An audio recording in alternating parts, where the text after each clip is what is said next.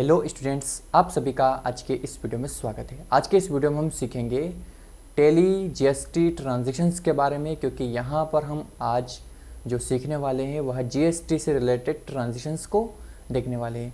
देखिए, जीएसटी से related transactions जैसे कि एक स्टेट के अंदर अगर लेन देन हो रही है, अगर दूसरे स्टेट के अंदर लेन देन हो रही है, तो क्या इंटर स्टेट होगा या फिर इंटर स्टेट होगा। ठीक है, तो आज के इस कन्फ्यूजन्स को हम दूर करने वाले हैं इस वीडियो के अंदर, जैसे कि इंटर स्टेट क्या होता है और इंटर स्टेट क्या होता है। तो आज की इस वीडियो में हम इसी के बारे में सीखने वाले हैं। तो चलिए इस वीडियो को शुरू करते हैं। तो यहाँ पर आप देख सकते हैं, सबसे पहले हम समझते हैं यहाँ पर जीएसटी ट्रांजेक्शन्स के बारे में। देखिए, यहाँ पे लिखा हुआ भी है और मैंने इजीली यहाँ पर सारे वर्ड स्टेप बाय स्टेप यहाँ पर लिखे हुए हैं और यहाँ पर मैंने बिल्कुल सिंपल लैंग्वेज में सब कुछ अच्छे से लिखा हुआ है, आप ध्यान से समझिएगा। ठीक है, जीएसटी ट्रांजैक्शंस प्रत्येक प्रकार के जीएसटी में सीजीएसटी, एसजीएसटी और आईजीएसटी को आपकी लेजर बुक में एंट्री करते समय अलग अलग माना जाता है। देखिए, यहाँ पर क्या होता है, जब भी आप वाउचर्स एंट्री करते हैं तो वहाँ पर जीएसटी के इन पार्ट्स को अलग अलग माना जाता है, जैसे कि सीजीएसटी, एसजीएसटी एंड आईजीएसटी को। चलिए आगे समझिएगा। जीएसटी में अकाउंटिंग एंट्रीज को पास कैसे किया जाता है, ये सभी के मन में क्वेश्चंस चलता रहता है, जैसे कि आखिर जीएसटी के अंतर्गत अकाउंटिंग्स की जितनी भी एंट्रीज वगैरह होती है तो वह पास कैसे की जाती है। तो ये भी सभी के मन में कन्फ्यूजन से रहता होगा। आज के इस वीडियो में ये कन्फ्यूजन भी आपका खत्म होने वाला है। तो आइए यह समझने के लिए जीएसटी ट्रांजैक्शंस के प्रकार को देखते हैं। देखिए, इसके भी कुछ प्रकार होते हैं, जैसे कि टाइप्स ऑफ ट्रांजैक्शंस जो होते हैं जीएसटी के। अब जीएसटी में ट्रांजैक्शंस दो प्रकार के होते हैं। देखिए, यहाँ पर टू टाइप्स होते हैं लेन देन करने के, मतलब ट्रांजैक्शंस के। ठीक है, एक होता है इंटर स्टेट और दूसरा होता है इंट्रा स्टेट। देखिए, कन्फ्यूजन होगा, inter state and intra state क्या होता है। देखिए, यहाँ पर आप देख सकते हैं intra state and inter state. तो चलिए दोनों को समझते हैं, back to back step by step समझते हैं। सबसे पहले हम समझेंगे यहाँ पर इंट्रा स्टेट के बारे में। जब एक ही राज्य के अंदर दो अलग अलग व्यापारियों के बीच लेन देन होती हैं तो उसे इंट्रा स्टेट कहते हैं। देखिए, यहाँ पर एक ही राज्य के अंदर दो अलग अलग व्यापारी के बीच में अगर लेन देन होती है तो वह होती है इंट्रा स्टेट लेन देन। ओके, इंट्रा स्टेट के अंतर्गत जहां माल या सेवाएं देने वाले व्यापारी एक ही राज्य या केंद्र शासित प्रदेश में स्थित हैं और माल या सेवाएं देने का स्थान भी एक ही राज्य यानी कि केंद्र शासित प्रदेश हैं, मतलब एक ही राज्य के अंदर अगर लेन देन होती हैं, जब वस्तुओं और सेवाओं की सप्लाई एक ही राज्य के अंदर की जाती हैं तो राज्य सरकार एवं केंद्र सरकार द्वारा एसजीएसटी और सीजीएसटी टैक्स लगाया जाता है। देखिए, यहाँ पर एसजीएसटी स्टेट टैक्स और सेंट्रल टैक्स यहाँ पर लगाया जाता है। अब देखिए, यहाँ पर हमने एक स्टार बना के एक फैक्ट दे रखा है, इसे आप समझ लीजिएगा। एसजीएसटी और सीजीएसटी टैक्स से प्राप्त रेवेन्यू केंद्र और राज्य सरकारों के बीच एक पूर्व निर्धारित टैक्स के अनुसार बांटा जाता है। मतलब पूर्व निर्धारित एक रेट होता है, जैसे कि आप यूँ कह सकते हैं 5%, है ना, जो अलग अलग रेट ऑफ जीएसटी होता है वो। ठीक है, इससे यह स्पष्ट होता है कि टैक्स रेवेन्यू केंद्र और राज्य सरकारों के बीच साझा किया जाता है और विभिन्न राज्यों में संचालित व्यवसायों द्वारा भुगतान किए जाने वाले कई टैक्सों की आवश्यकताओं से बचा जाता है। देखिए, यहाँ पर अलग अलग जो टैक्सेस होते हैं वह टैक्सेस भी यहाँ पर इंक्लूड हो जाते हैं, मतलब और आपको अदर टैक्सेस देने की कोई रिक्वायरमेंट नहीं होती, ज़रूरत नहीं होती, उनसे आप बच सकते हैं, है ना।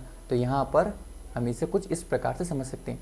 चलिए अब आगे समझते हैं यहाँ पर हम इंट्रा स्टेट ट्रांजेक्शन्स। तो यहाँ पर देखिएगा, ये ट्रांजेक्शन किस प्रकार के होते हैं और कैसे टैक्सेस दिए जाते हैं। देखिए समझिएगा, रवि इलेक्ट्रॉनिक ने अपने बिजनेस में कंप्यूटर खरीदे। किसने? रवि इलेक्ट्रॉनिक ने अपने बिजनेस में कंप्यूटर खरीदे। अब जिस पार्टी से कंप्यूटर खरीदे हैं वह एक ही राज्य के अंदर स्थित है। तो यहाँ पर जिस भी पार्टी से वो कंप्यूटर खरीदेगा वह एक ही राज्य के अंदर स्थित हैं और यहाँ पर रवि इलेक्ट्रॉनिक से दो टैक्स वसूले जाने हैं। यहाँ पर कितने टैक्सेस वसूले जाने हैं? दो टैक्सेस वसूले जाने हैं, एसजीएसटी एंड सीजीएसटी। और यह टैक्स इनपुट होगा। देखिए यहाँ पर जब भी माल खरीदा जाता है, जो टैक्स होता है वह इनपुट होता है। ओके, ये याद रखिएगा।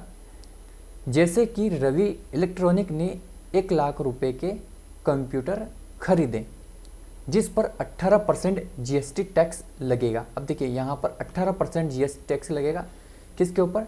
1,00,000 का जो भी माल रहेगा उसके ऊपर। अब यह टैक्स 2 भागों में विभाजित होगा, 9% सीजीएसटी और 9% एसजीएसटी, यानी टैक्स के रूप में 9,000 रुपये राज्य सरकार को और 9,000 रुपये केंद्र सरकार को देना होगा। तो यहाँ पर आप देख सकते हैं कुछ इस प्रकार की जो लेन देन होगी एक ही राज्य के अंदर, तो यहाँ पर 2 टैक्सेस लगेंगी, सीजीएसटी लगेगा और एसजीएसटी लगेगा। तो यहाँ पर आप नीचे देख सकते हैं अकाउंट्स टाइप्स आपको यहाँ पर दे रखा है। आइटम्स कंप्यूटर्स हैं, अकाउंट्स इसमें 2 से 3 अकाउंट्स इफेक्टेड होंगे, as a purchase accounts and input SGST and input CGST. इसी प्रकार जो अमाउंट्स हैं वह कंप्यूटर्स हैं आपने जो खरीदे हैं वह 1,00,000 रुपये के हैं, जिसमें 9% यानी कि 9,000 रुपये एसजीएसटी और 9,000 रुपये सीजीएसटी। यहाँ पर आप टोटल अमाउंट्स देख सकते हैं 1,18,000 रुपये। तो यहाँ पर आप इस प्रकार से ट्रांजैक्शंस को समझ सकते हैं। अब देखिए इसी की यदि अपोजिट्स होता है, डेट मीन्स यहाँ पर हम समझते हैं कि यदि रवि इलेक्ट्रॉनिक्स किसी व्यक्ति को माल बेचता है, तो चलिए इसे भी हम समझते हैं। तो यहाँ पर आप देखिएगा, जब रवि इलेक्ट्रॉनिक इन कंप्यूटर को किसी अन्य जीएसटी पंजीकृत विक्रेता को फिर से बेचता है, मतलब वह कंप्यूटर्स को खरीद कर किसी अन्य व्यक्ति को बेचता है जो कि जीएसटी में रजिस्टर हैं और पंजीकृत विक्रेता भी एक ही राज्य से हैं। देखिए यहाँ पर अभी बात हो रही है एक राज्य की, तो जिसको माल बेचेगा वह भी एक ही राज्य के अंदर स्थित हैं, तो एंट्री बिक्री खाते के तहत होगी और जीएसटी 18% टैक्स लगाया जाएगा, जिसे एसजीएसटी 9% और सीजीएसटी 9% में विभाजित किया जाएगा। ठीक है, जो आउटपुट टैक्स होगा, देखिए यहाँ पर क्या हो रहा है, जब भी हम माल बेचेंगे तो जो टैक्सेस होगा वह क्या होगा? आउटपुट होगा। तो इसे आप इस प्रकार से समझ सकते हैं। अतः इस लेन देन में रवि इलेक्ट्रॉनिक लेनदार देनदार बन जाएगा। देखिए लेनदार या फिर देनदार, यहाँ पर स्पेसिफिक किसी एक की बात नहीं हो रही है, यहाँ पर इक्वली दोनों की बात हो रही है, अगर लेनदार या फिर देनदार।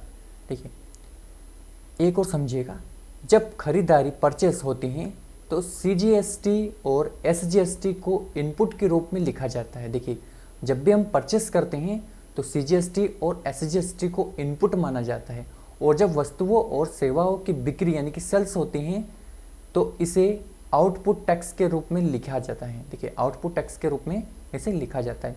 इस प्रकार आउटपुट और इनपुट को घटाकर शुद्ध सीजीएसटी और शुद्ध एसजीएसटी की गणना की जाती है, मतलब नेट जीएसटी में CGST net and SGST net. तो इस प्रकार से आप इसे समझ सकते हैं। चलिए अब हम समझते हैं इंटर स्टेट को। अभी हमने जो समझा है वह था इंट्रा स्टेट, अब जो हम समझने वाले हैं वह समझने वाले हैं इंटर स्टेट। देखिए समझिएगा ध्यान से, जब 2 अलग अलग राज्य के अंदर 2 व्यापारियों के बीच लेन देन होती है तो उसे इंटर स्टेट लेन देन कहते हैं। 2 अलग अलग राज्य की यहाँ पर बात हो रही है। फॉर एग्जाम्पल्स, एक मध्य प्रदेश तो दूसरा राजस्थान, है ना। तो यहाँ पर 2 अलग अलग राज्य की बात हो रही है। इंटर स्टेट के अंतर्गत जहाँ माल या सेवाएं देने वाले एक अलग राज्य या केंद्र शासित प्रदेश में स्थित हैं और माल या सेवाएं देने का स्थान एक अलग राज्य या केंद्र शासित प्रदेश है, मतलब यहाँ पर एक राज्य अलग है और एक राज्य फिर अलग है, मतलब यहाँ पर 2 अलग अलग राज्य की बात हो रही है। अगर 2 अलग अलग राज्य में लेन देन होती है तो उसे इंटर स्टेट ट्रांजैक्शंस कहते हैं। याद रखिएगा, समझिएगा। जब वस्तुओं और सेवाओं की सप्लाई एक राज्य से दूसरे राज्य में की जाती है तो केंद्र सरकार द्वारा आईजीएसटी टैक्स लगाया जाता है। देखो मैं यहाँ पर होता है IGST, integrated goods and services tax यहाँ पर लगाया जाता है। आईजीएसटी से प्राप्त रेवेन्यू को केंद्र और राज्य सरकारों के बीच एक पूर्व निर्धारित टैक्स के अनुसार बांटा जाता है। इससे यह स्पष्ट होता है कि टैक्स रेवेन्यू केंद्र और राज्य सरकारों के बीच साझा किया जाता है और विभिन्न राज्यों में संचालित व्यवसायों द्वारा भुगतान किए जाने वाले कई टैक्सों की आवश्यकता से बचा जाता है। देखिए यहाँ पर भी क्या हो रहा है, अलग अलग टैक्सेस लगते हैं, उन सब की जगह एक ही टैक्स हैं IGST।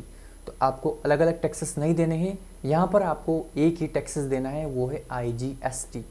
ओके तो यहाँ पर आपने जो समझा है बारे में समझा है, inter state and inter state के बारे में समझा है। चलिए आगे बढ़ते हैं। अब हम समझते हैं यहाँ पर इंटर स्टेट के ट्रांजेक्शन्स, आखिर किस प्रकार के ट्रांजेक्शन्स यहाँ पर हो सकते हैं। तो यहाँ पर आप देख सकते हैं inter state transactions. Ravi Electronic ने अपने बिजनेस में कंप्यूटर खरीदे। देखिए फॉर एग्जांपल्स, यहाँ पर भी हम सेम एग्जांपल्स लेकर चल रहे हैं ताकि आपको चीज़ें इजीली समझ में आ जाएं।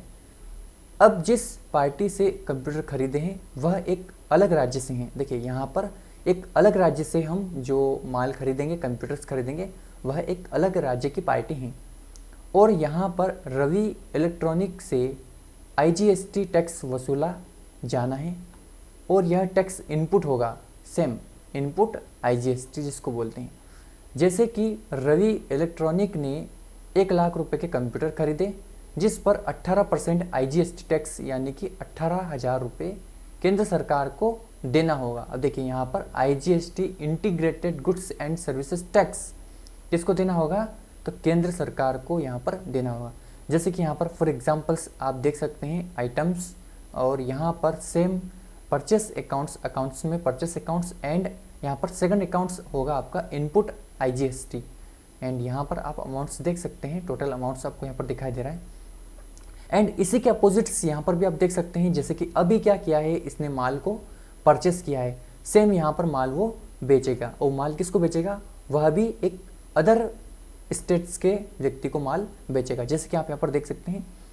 अब जब रवि इलेक्ट्रॉनिक इन कंप्यूटर को किसी अन्य GST पंजीकृत विक्रेता को फिर से बेचता है और पंजीकृत विक्रेता भी एक अलग राज्य से हैं, तो एंट्री बिक्री खाते के तहत होगी और IGST टैक्स लगाया जाएगा जो आउटपुट टैक्स होगा। देखिए यहाँ पर क्या हो रहा है, टैक्स आउटपुट होगा। ओके, अतः इस लेन देन में रवि इलेक्ट्रॉनिक लेनदार या देनदार बन जाएगा। सेम अभी कोई स्पेसिफिक बात नहीं हो रही है, ओनली ऑन बात ये हो रही है कि वह लेनदार हो जाएगा या फिर देनदार। तो आज के इस वीडियो में आपने जो सीखा है वह inter state and inter state के बारे में सीखा है। मुझे उम्मीद है कि आपने इस वीडियो में इंटर स्टेट और इंटर स्टेट के बारे में बहुत अच्छे से सीखा होगा। तो मिलते हैं एक और शानदार वीडियो में। इस वीडियो को देखने के लिए आप सभी का धन्यवाद, और ऐसे ही वीडियो को देखने के लिए आप हमारे इस चैनल को सब्सक्राइब जरूर करें और साथ ही साथ इस वीडियो को लाइक करें, चैनल को सब्सक्राइब करें और इस वीडियो को अपने दोस्तों के साथ शेयर करें। तो मिलते हैं एक और शानदार वीडियो में। इस वीडियो को देखने के लिए आप सभी का धन्यवाद।